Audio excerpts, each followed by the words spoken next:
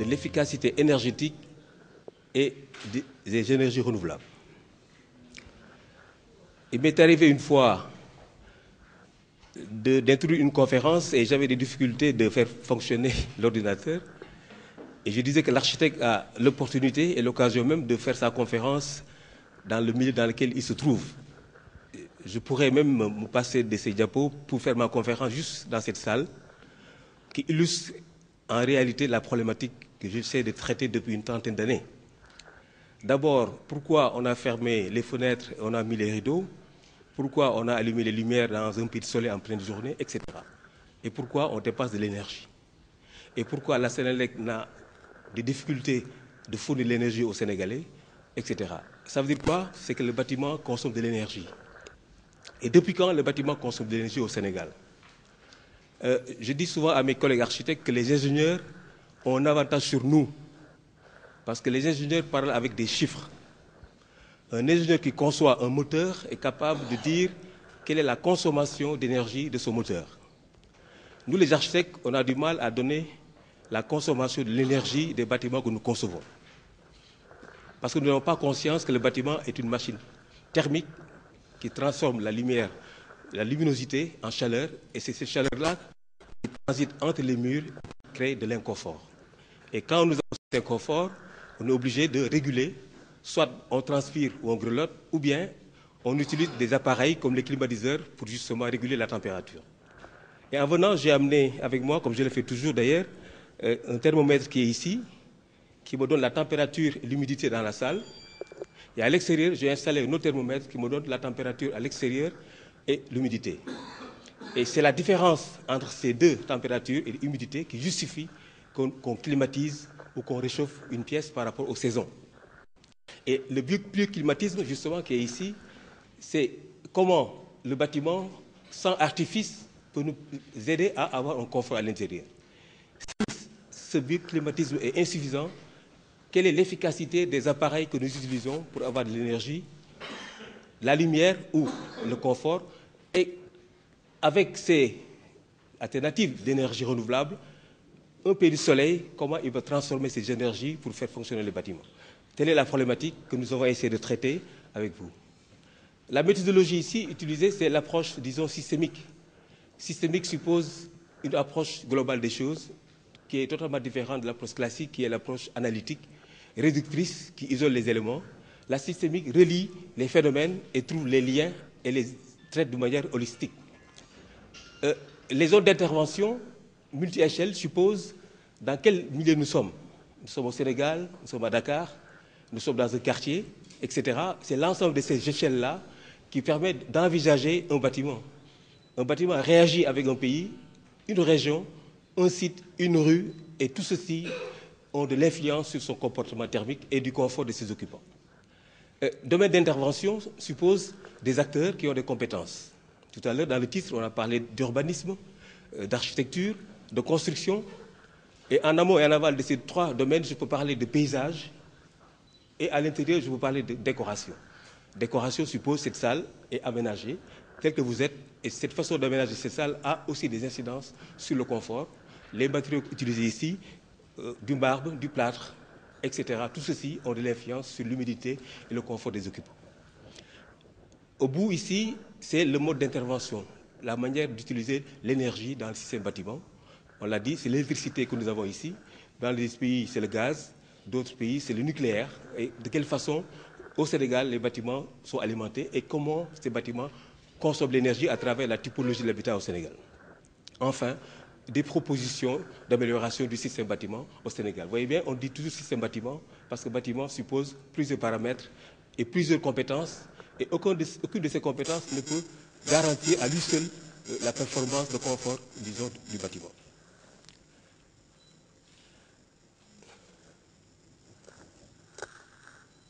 La méthodologie, je passe juste rapidement, c'était de vous dire seulement qu'un bâtiment a une finalité, sa vocation, c'est d'abriter des usages. Ici, nous sommes dans une salle de conférence. Ailleurs, c'est un hôpital, c'est un hôtel, c'est une maison. Donc, ces finalités-là, le bâtiment doit les satisfaire pour qu'il soit fonctionnel. Globalité, c'est les composants qui sont dans le bâtiment, d'habitude c'est un toit, un mur et des fondations, et l'environnement du bâtiment. Et tous ces éléments interagissent justement pour arriver à un confort. Un bâtiment aussi a une structure, le plan, il y a une fonction, comment les gens y travaillent et quel est le rendement que ça donne. Et la complexité suppose qu'on ne peut pas décomposer les éléments pour voir leur fonctionnalité, il faut les analyser dans leur globalité.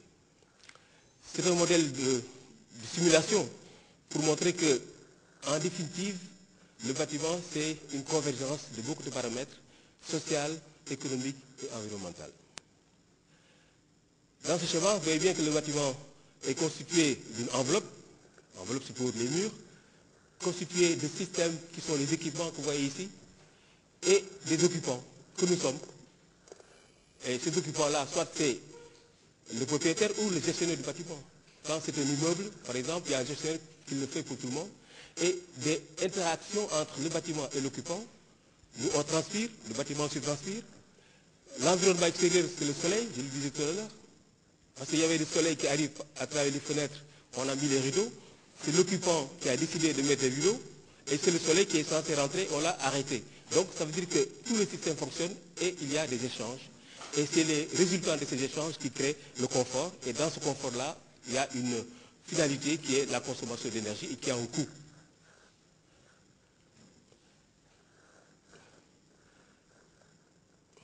J'ai quelques difficultés.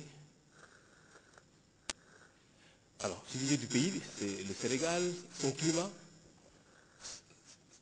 zone sahélienne, zone guinéenne, soudanienne, avec des interfaces. Un même bâtiment, un même type de bâtiment ne peut pas être réalisé partout dans le Sénégal. Mais on a vu qu'avec certaines structures immobilières, ils ont pu réaliser un plan, mais qu'on a remarqué, le même plan a circulé à travers le Sénégal. Et pourtant, ce n'est pas les zones climatiques. Et l'habitat traditionnel a démontré la particularité de chaque zone avec son confort et ses matériaux. Ici, c'était pour montrer que dans l'approche systémique, au Sénégal, on peut imaginer une typologie de l'habitat. Une typologie constituée de 3 points fondamentaux que sont l'habitat traditionnel, l'habitat colonial et l'habitat moderne.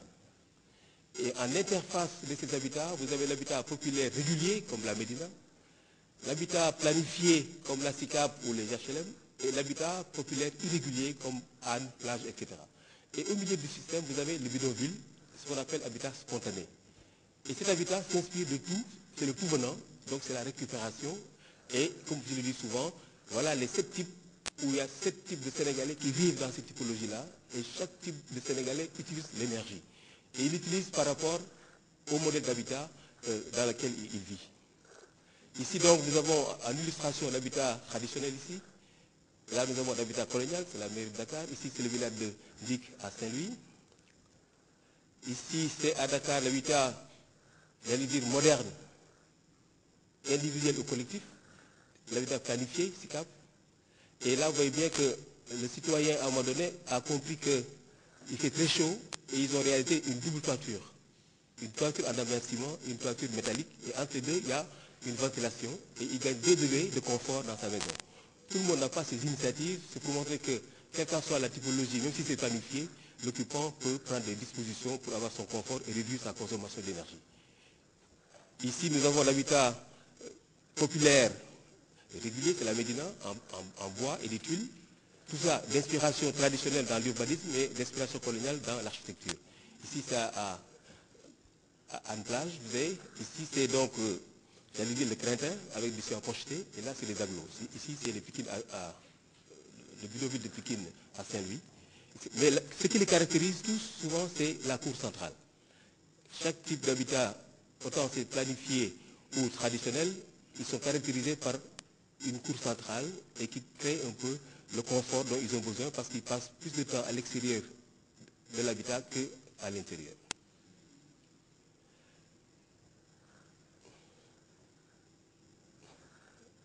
Là, on va se perdre là, on continue.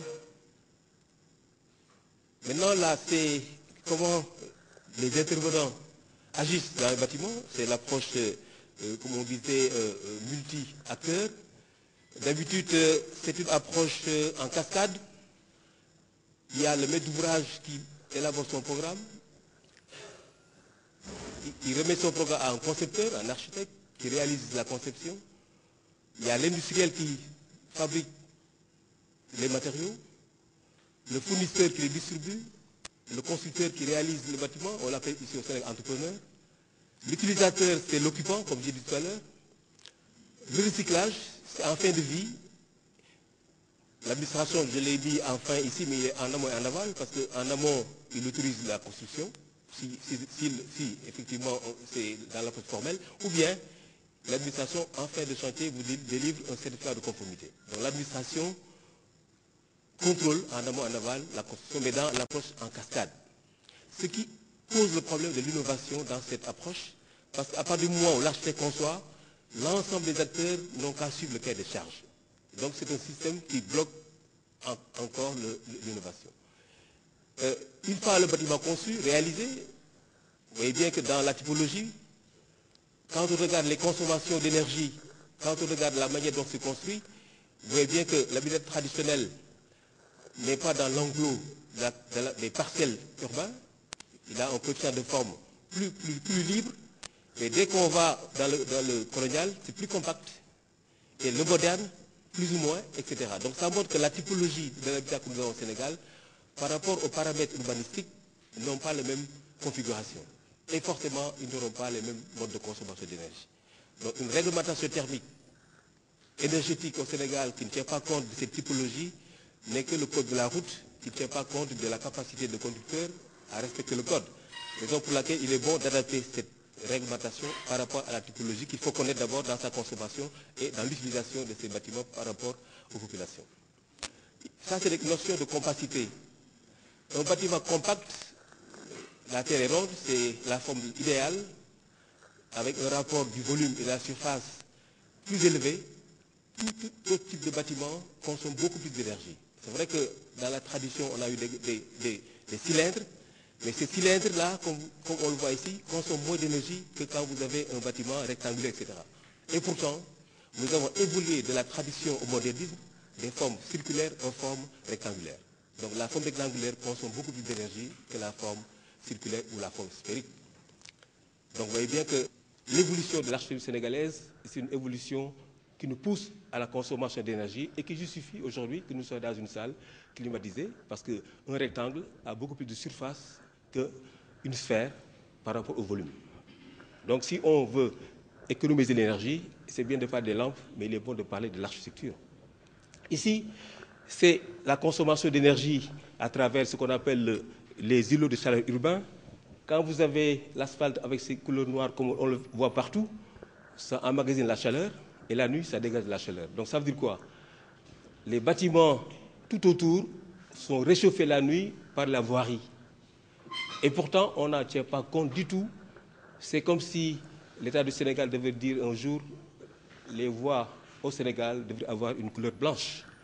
Parce que cette couleur blanche réfléchit la lumière, et la nuit ne rayonne pas de la chaleur. Mais il se trouve que la nuit, c'est l'ensemble des rues du Sénégal qui réchauffe l'ambiance et il fait excessivement chaud dans le pays. Parce que nous sommes un pays du soleil. Et à l'occasion, profitons-en pour capter l'énergie du solaire. Voilà un bâtiment à Dakar, vous voyez bien sa couleur noire. Vous l'avez remarqué aussi, les pignons des immeubles, cette couleur noire, ça veut dire quoi? Installation de climatiseurs, parce que cette couleur-là emmagasine énormément de chaleur et ça augmente la consommation d'énergie des bâtiments. Ici, c'est le toit de l'hôtel de ville. Il fait excessivement chaud sous ce toit, parce qu'il n'est pas isolé en plus. Et au-dessus, il y a un dispositif d'étanchéité de couleur noire. Il fait presque 35 degrés ici. Et les employés qui sont à l'hôtel de ville ont du mal à tenir à l'intérieur. Ils sont tout le temps climatisés. Et quand il fait froid aussi, c'est exact, il fait excessivement froid, excessivement chaud. C'est parce que l'inertie du toit est une inertie légère. Ici, c'est de l'architecture où de temps en temps, les architectes font de l'esthétique. Pour rompre le rythme architectural, ils peignent quelques bâtiments, certaines couleurs, juste en termes artistiques. Mais il se trouve que ceux qui ont les couleurs sombres, c'est eux qui vont dépenser beaucoup plus d'énergie chez eux. Et pourtant, l'architecte l'a fait qu'en termes d'esthétique. Mais l'esthétisme pousse souvent à une consommation d'énergie et il est bon d'en tenir compte. Voilà un peu les phénomènes qui se passent entre le rayonnement extérieur par rapport à la construction du mur. Si vous avez un isolant thermique, malheureusement au Sénégal, on n'a pas cette culture d'isolation thermique. Quand le flux passe, vous le retrouvez à l'intérieur, et à ce moment-là, on a des difficultés d'avoir un confort acceptable. Voilà un peu comment nous réagissons par rapport à la température. On a chaud, on transpire, et puis par rapport à l'évaporation, on est obligé de climatiser, comme nous faisons actuellement, pour avoir un confort. Et là, c'est juste un tableau pour montrer l'inertie des bâtiments. C'est-à-dire que si on regarde bien ici, cette colonne-là, c'est l'habitat traditionnel, l'habitat populaire, qui a une inertie légère. C'est-à-dire qu'au Sénégal, on a l'habitude de construire léger, ici. Et le moderne, c'est une inertie moyenne, là. Et le bâtiment colonial, une inertie lourde. Hein, si vous voyez dans un bâtiment colonial, les épaisseurs de murs sont presque 50 cm, ou même 75, etc. Donc c'est pour montrer que cette typologie-là ne réagit pas de la même façon. Il est nécessaire qu'on en fasse l'étude et qu'on essaie de voir par rapport à l'énergie quelle typologie est mieux adaptée à une économie d'énergie efficace par rapport à leur inertie et quelles sont les améliorations qu'on peut apporter à cela. Ça, c'est la problématique mondiale, la transition énergétique. Des usages de l'énergie à l'énergie primaire, autant c'est le charbon, pétrole, gaz, etc., uranium, et le Sénégal a un projet de charbon. Et là, il faut se poser des questions sur ça, puisque le charbon, ça pollue, et pourtant, la communauté internationale cherche à réduire les gaz à effet de serre. Maintenant, le choix technologique par rapport aux usages, il est clair qu'il faut à un moment donné créer une cohérence, ne pas perdre ce qu'on a gagné en efficacité énergétique et par rapport à une supposée production de charbon au Sénégal. Il faudrait qu'il y ait une cohérence entre les politiques de l'usage de l'énergie par rapport à la production de l'énergie. Ici, c'est juste une étude qui montre un peu la consommation d'énergie dans cette typologie-là. Quand on regarde les usages, la climatisation prend presque 50% de l'énergie par rapport à l'hôtel de ville, un bâtiment à usage du bureau. Mais quand on regarde le bâtiment moderne, on voit que c'est l'éclairage qui consomme le plus. Et paradoxalement, quand on va dans l'habitat populaire, c'est la réfrigération qui consomme de l'énergie. Paradoxalement. 72% de l'énergie dans l'habitat populaire, c'est consommé par les réfrigérateurs. Pourquoi? D'abord parce que c'est des vieilles machines qui viennent d'Europe, qui ont été rejetées par la réglementation, qu'on nous amène au Sénégal et qui ne coûtent pas cher. Mais les populations l'achètent parce que ce n'est pas cher, mais ça consomme énormément d'énergie. Donc, en plus, la toiture de ces habitations sont en zinc, il fait très chaud, et tous utilisent des ventilateurs.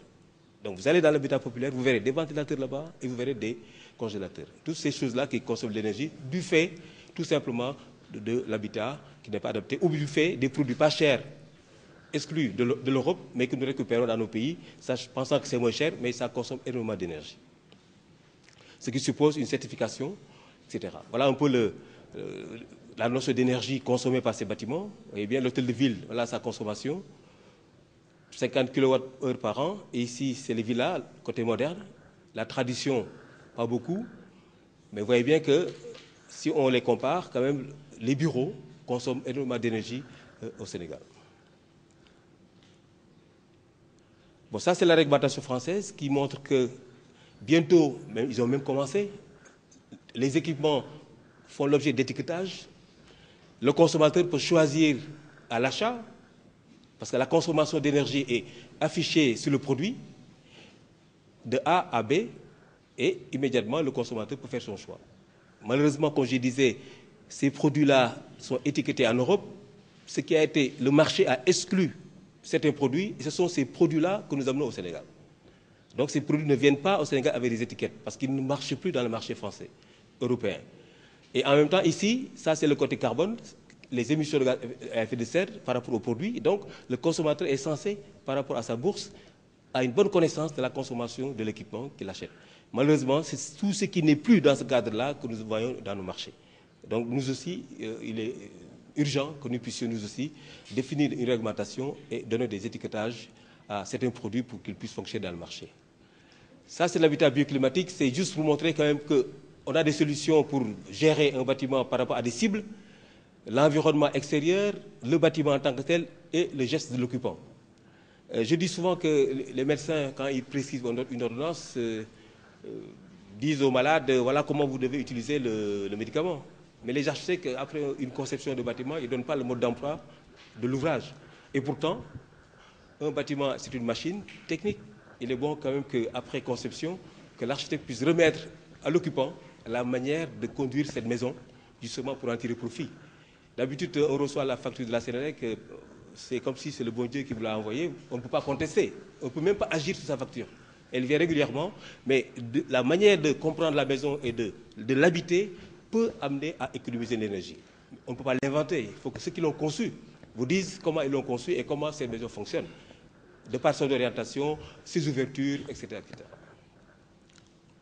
Voilà un peu les immeubles que nous avons au Sénégal, le building administratif avec 400 climatiseurs sur la façade.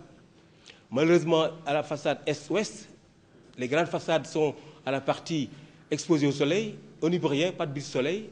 Et ce sont ces climatiseurs-là, malheureusement, qui sont exposés au soleil. Donc, ils ont un rendement très faible, parce qu'ils sont chauffés par le soleil. Donc, ils ne peuvent pas. Le rôle, c'est de sortir la chaleur. Mais eux-mêmes, ils sont dans la chaleur. Donc, le rendement est nul. Raison pour laquelle on en a pas mal. Et malheureusement, si on regarde les maquettes de base, parce que l'architecte, ça, c'est la maquette de building administratif. L'architecte qui l'avait conçu avait mis des balcons là-dessus, des brise-soleil, si on regarde bien. Ça, c'est la maquette du building. Mais si on revient en arrière, il se trouve que les balcons ont été enlevés. Alors je me demande qui a pris cette décision-là. Mais cette décision est grave de conséquences parce que ça montre que ce bâtiment consomme énormément d'énergie. Et si on va à la place de l'indépendance, l'ensemble de ces immeubles ont des balcons. Mais il n'y a que le building qui n'a pas de balcon. Mais un architecte qui raisonne, il dit, mais oui, il y avait des balcons. Maintenant, il faut qu'on aille chercher le responsable qui a décidé que cet immeuble-là serait comme ça. Alors, le responsable, c'est quoi? C'est le certificat de conformité. Les architectes savent, après conception d'un ouvrage, à sa réalisation, à son achèvement, l'architecte doit faire une déclaration d'achèvement des travaux. Et l'urbanisme est censé venir voir la conformité des plans autorisés par rapport aux plans réalisés. Donc, vous avez dit par là, à l'époque coloniale, je pense que s'il y avait la conformité, on aurait dû refuser la conformité parce que ce n'était pas conforme. Et aujourd'hui, nous en subissons les conséquences en termes de consommation d'énergie. Avec le modernisme aussi, il y a des architectes qui prennent le soin d'avoir des bâtiments en verre, teintés d'abord, le soleil ne rentre pas, ok, mais après, il faut allumer la lumière dans la journée. Donc il y a des bâtiments qui consomment énormément d'énergie, des bâtiments en verre aussi, etc. Voilà un peu la typologie des bâtiments que nous avons et qui consomment énormément d'énergie. Quand même des efforts sont réalisés, par exemple la Banque de l'Habitat du Sénégal, il y a un hall d'entrée très bien éclairé naturellement. Malheureusement, il y a l'effet de serre, parce qu'il fait excessivement chaud, parce que les rayonnements solaires ne sont pas brisés. C'est une très bonne idée d'éclairer de cette façon. On a la belle lumière, comme on le voit ici, mais il y a une chaleur extraordinaire qui fait que ce n'est pas vivable. Donc, il y a toujours une solution à trouver. Ici, c'est le building communal avec des brises-soleil. C'est une très bonne idée. Malheureusement, aussi, ça bloque le rayonnement solaire. Donc, il y a toujours un problème d'optimisation entre protéger et éclairer. Et donc, c'est ça un peu l'enjeu. Briser le soleil à travers la chaleur, mais récupérer la luminosité. Ça, c'est les problématiques sur lesquelles les architectes doivent travailler pour trouver des solutions. Là, j'insiste sur une notion d'innovation pour montrer qu'une solution doit venir de la recherche vers une entreprise innovatrice, mais cette entreprise est innovatrice dans le sens qu'il y a une politique de l'État incitative et qui permet d'arriver à une efficacité énergétique. L'État doit donner l'exemple à travers des incitations et qui permet aux concepteurs, aux entrepreneurs, aux consommateurs et à la formation, tous de jouer le jeu de cette règle d'efficacité pour que nos bâtiments soient économes en énergie. Je passe sur tout ceci pour montrer que l'énergie solaire, c'est une bonne idée, mais capter l'énergie solaire, ça suppose d'abord que le panneau sert de protection des bâtiments. Je fais une toiture en panneau solaire, d'abord il protège le bâtiment rayonnement solaire, ça c'est déjà un acquis, et en même temps il récupère l'énergie. Mais des panneaux solaires posés au sol qui ne protègent rien, à mon avis, il n'a pas beaucoup de rendement. Utiliser les panneaux solaires pour servir de brise-soleil, c'est-à-dire que cette salle-là, on aurait mis des brises-soleil en panneaux solaires, on n'aurait pas besoin des rideaux, on aurait eu de l'énergie et en même temps de la lumière naturelle. Donc il nous faut profiter de ces opportunités pour intégrer les énergies renouvelables dans l'architecture. Là aussi, avec l'insécurité au Sénégal, on voit que pas mal de maisons ont des murs de clôture de 4 mètres, de 3 mètres de hauteur. Et quand le mur est trop plein, malheureusement, l'air ne passe pas à travers le mur et ça crée des difficultés. Mais avec ces dispositifs-là, on peut ventiler la maison à partir de la clôture. Avant de ventiler une pièce, c'est d'abord la maison qui est ventilée et après la pièce. Malheureusement, les gens pensent qu'on fait une grande clôture et après, à l'intérieur, on ouvre les fenêtres, le vent passe au-dessus de la maison. Malheureusement, et là, les gens sont obligés de climatiser. Donc, nous avons eu un problème d'architecture, mais un problème aussi d'urbanisme, dans l'esprit que la limitation juridique des parcelles ne correspond pas à la limitation du confort dans la cité. Bon, ça, c'est la valorisation des matériaux locaux. Il est bon de valoriser ce que nous avons sur place. Malheureusement, une partie du bâtiment est importée. Il est clair qu'il est nécessaire, pour réduire le coût, d'avoir des industries qui valorisent un peu les résultats de la recherche. Bon, ça, c'est l'isolation thermique. Il y a pas mal d'efforts à faire. L'isoler thermique, le bâtiment, veut dire que le soleil tape sur le toit. Faute de capter l'énergie solaire, il faut isoler, disons, les maisons pour éviter le réchauffement à l'intérieur, disons, de l'habitat. Nous avons un projet avec le PNUD pour valoriser une plante qu'on appelle le TIFA. C'est une plante évasive qui est dans la vallée du fleuve Sénégal. Aujourd'hui, on peut le transformer en isolant thermique et c'est un programme justement pour accompagner l'habitat à travers toute la typologie pour que les populations puissent avoir au moins un isolant thermique parce qu'avec l'enquête qu'on a eu à faire au niveau des populations, ils vous disent que le bâtiment en banco est confortable. Malheureusement, avec les pluies, ça s'effondre. Malheureusement, ils disent, on n'a pas le choix, on prend le ciment parce que le ciment c'est sécurisant, c'est plus solide, mais malheureusement, avec le ciment, il fait plus chaud. Et donc, ils disent qu'il y a un mariage forcé à faire entre le ciment et le banco, et je crois que les chercheurs doivent s'y atteler pour trouver une solution. Quelques propositions d'idées. Un bâtiment se fait de toiture, se fait de murs et de sous-bassement. Je pense qu'on peut repenser le bâtiment au Sénégal en innovant en matière de toiture, parce que la toiture, c'est ce qui fait réellement une maison. Une maison, on dit déjà un abri, et l'abri, c'est à partir du toit. À partir du moment où on a un toit assez performant, on peut ajouter des murs avec des fondations solides. Malheureusement, au Sénégal, quand on construit, dans l'évolution des choses, les gens commencent par le mur et le toit vient après. Et malheureusement, avec la pluie, ça se détériore. Et les effondrements de bâtiments que nous connaissons, c'est parce qu'il y a eu infiltration d'eau et il y a eu corrosion, disons, des armatures et il y a effondrement. Donc il faut que, quand on fait une maison évolutive, il faut commencer par le toit et après, on fait le mur à l'intérieur pour protéger, disons, la maison. Quelques idées d'innovation. Voilà, je vous remercie de votre attention. Merci. C'est à les boucher et à les supprimer dans l'architecture. Voilà le côté systématique de la suppression des claustras. Pourquoi? Parce que le claustrat classique avait un élément incliné qui permettait le dépôt de poussière. Et les années 70, c'est la sécheresse et la poussière commençait à envahir le Sénégal. Et l'architecture a ressenti le besoin de ne plus supporter la poussière et commencer à fermer les bâtiments. Et c'est ainsi que j'ai essayé de réintroduire le claustrat, justement, pour avoir une double paroi et avec des trous en quinconce. Ce qui faisait en sorte que la poussière ne rentrait pas directement. À l'intérieur, ça tombait par gravité dans le claustrat. Donc, cette invention était une réponse, justement, à la suppression du claustrat que j'ai réintroduit par une invention. Donc, voilà la première réponse pour être dans une réponse transversale. Filtrer la lumière, donc réduire la chaleur et amener la luminosité. Ce claustrat fait en même temps ça. La question de ventilation permanente et la question de la sécurité. Pourquoi? Parce que les persiennes que nous avions sur le bâtiment colonial, c'est le débat que j'ai avec mon ami Bokoum, les persiennes, en termes de sécurité, on les démonte. Et les persiennes aussi, c'est des éléments inclinés qui constituent des dépôts de poussière. Alors, qu'est-ce qu'on fait?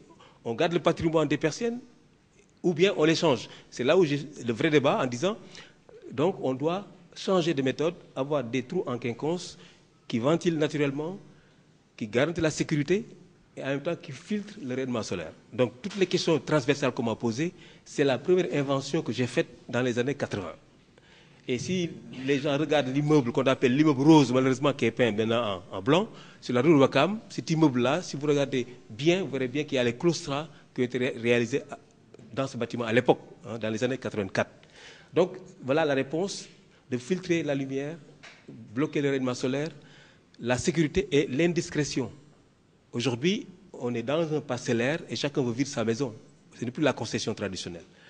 Et là, on peut avoir des éléments séparatifs qui font que l'air circule dans la cité. Si l'air ne circule pas dans la cité, les maisons ne sont pas ventilées. Donc le confort dans la cité intéresse tous les habitants et malheureusement, comme je disais tout à l'heure, les murs de 5 mètres, 4 mètres de hauteur ne permettent pas la ventilation. Or qu'ici, avec votre voisin, l'air que vous avez en commun circule, mais chacun est dans sa vie privative. Voilà un peu la réponse que j'ai donnée. L'autre réponse, c'est la fenêtre, ce que j'appelle ouvrant à la sénégalaise. Quand je le dis souvent, les gens m'ont fait un petit sourire en me disant « mais qu'est-ce que c'est qu'une fenêtre qui s'ouvre à la sénégalaise ?» D'abord, je rappelle qu'il y a des fenêtres ouvrant à la française, qu'il y a des fenêtres ouvrant à l'anglaise, à l'australienne, à l'italienne, et j'en passe. Ça veut dire quoi? Que la Terre est ronde.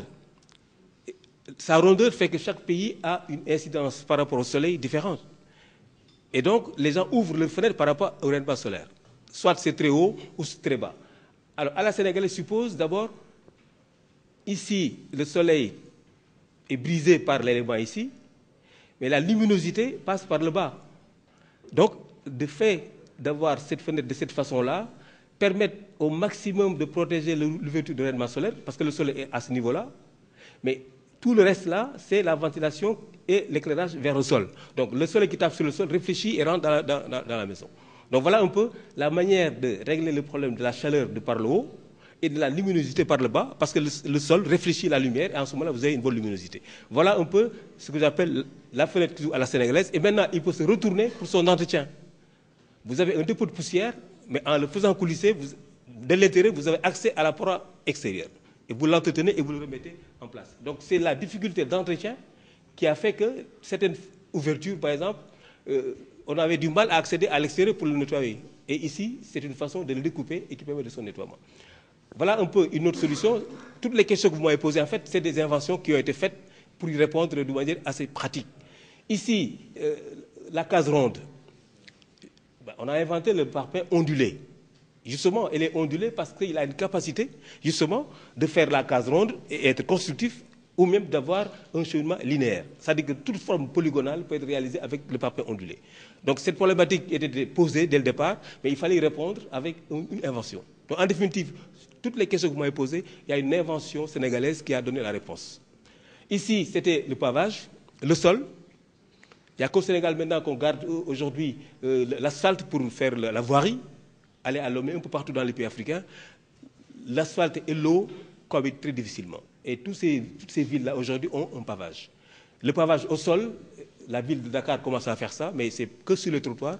Mais il faudrait bientôt paver la voirie, puisqu'on n'a pas besoin de ces engins pour remplacer une pavée cassée. Malheureusement, quand c'est de l'asphalte, dès qu'il y a un petit problème, mais il faut amener tout l'arsenal. Et quand la Sonatel casse la voirie, ou la SONES, il ne peut pas le réparer. Et à Dakar, vous voyez partout, c'est cassé. Et donc, ce n'est plus adapté à notre environnement. Il faudrait un nouveau type de pavage qui est carrossable. Paris, c'est fait de pavés, même si aujourd'hui on met de l'asphalte. Mais le pavage, à mon avis, c'est la réponse urbaine qui permet d'abord de gérer les inondations. Parce que le pavage, avec sa rugosité, ralentit l'écoulement des eaux. Et le pavage, avec ses joints non cimentés, permet une infiltration. Et donc, crée un stockage momentané et évite les inondations. Or, quand vous avez de l'asphalte, ça glisse et le débit est tellement important que ça peut s'évaluer. Donc les pavages, à mon avis, s'adaptent en termes d'entretien et en termes de ruissellement des eaux pluviales. Grosso modo, voilà la réponse que je donne à l'ensemble de ces questions que vous m'avez posées, mais à travers, non pas des discours, mais avec des inventions, me semble-t-il, peuvent apporter des solutions. La question culturelle, elle est posée. J'ai montré tout à l'heure que quand c'est l'habitat traditionnel, c'est la cour qui est privilégiée. Parce que la cour centrale d'une maison est un élément de confort, parce que la ventilation, elle est faite et il y a un arbre qui est planté, ça crée le confort. Malheureusement, le bâtiment moderne, c'est des villas implantées au milieu de la parcelle. Or, l'implantation d'une maison au milieu de la parcelle, c'est comme le bâtiment colonial, en fait. Le bâtiment colonial, c'est un bâtiment de forteresse, c'est un bâtiment défensif. Or, quand on est à la défensive, il faut contrôler l'environnement. Raison pour laquelle le bâtiment colonial est tout le temps implanté au milieu de la parcelle comme une forteresse, et là, on contrôle l'environnement. Mais le bâtiment traditionnel, c'est l'inverse. C'est la cour qui est la centralité. Là, on n'est pas avec un ennemi. C'est la famille qui est dans sa sociabilité convivial et les gens sont tout autour de la cour et les gens passent plus de temps à l'extérieur qu'à l'intérieur. Le bâtiment colonial, on passe beaucoup plus de temps dans les bâtiments qu'à l'extérieur. Donc c'est deux modes d'urbanisme et d'architecture totalement différentes. Et celle qui est adaptée vraiment à notre culture, c'est la cour centrale, malheureusement, qui disparaît au niveau des lotissements. Et le cas que je soulève là, c'est l'aéroport de Diass qui ont déguerpi des populations, qui les ont donné des logements. Mais ces gens-là étaient dans des concessions. On les a remis dans des parcellaires. On en a fait des individus. On comprend que ce n'est plus des individus, c'est une famille, et chacun a une parcelle. Et ils ne sont plus dans cette concession centralisée dans une cour où la sociabilité était là, mais on les a parqués sur des parcelles avec une rue.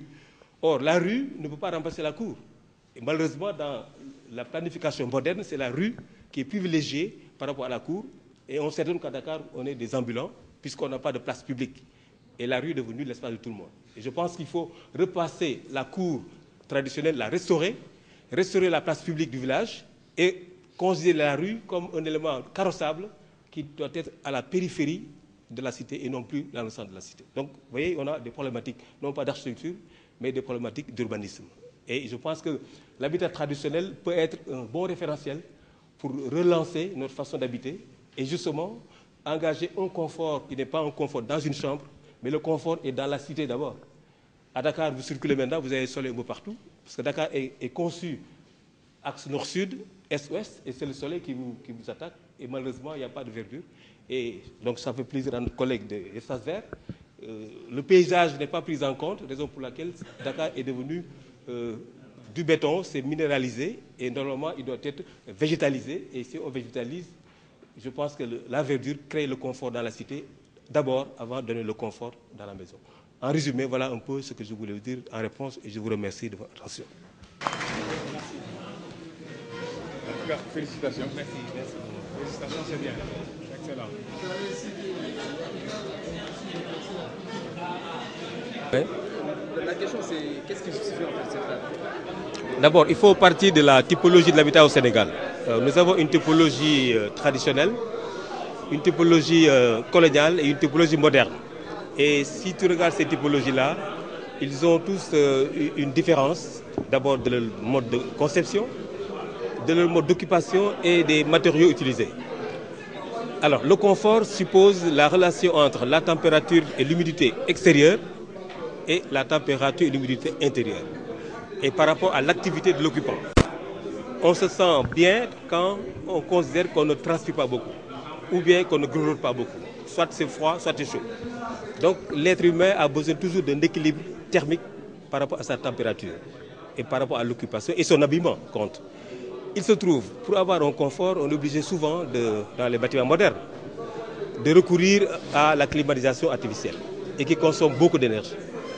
On pense que si on tire parti de l'habitat colonial, avec ses épaisseurs de murs assez importantes, avec ses hauts plafonds, ou bien on part de l'habitat traditionnel avec les matériaux utilisés comme le banco ou la paille, on peut, avec quelques innovations d'amélioration, faire en sorte que les bâtiments sont confortables et qui économisent l'énergie, qui coûte très très cher actuellement par rapport au Sénégal. D'abord, en termes de balance commerciale, le Sénégal paye beaucoup d'argent pour le pétrole. Et par rapport aux citoyens, ces factures d'électricité sont énormes. Et la Sénélec, en plus, n'a pas les moyens de fournir l'énergie demandée par les populations. Et selon vous, est-il possible aujourd'hui de modifier les constructions par rapport aux bâtiments donc en fonction publique qui vraiment en fait, présentent beaucoup de consommation d'énergie? Est-ce qu'il est possible de passer à des modifications de ces bâtiments? Alors, il faut considérer le bâtiment comme un système qui est engendré par 3 paramètres importants que sont l'urbanisme, comment on urbanise le pays, l'architecture, comment les bâtiments sont conçus, la construction, quels matériaux et quel système de construction utiliser.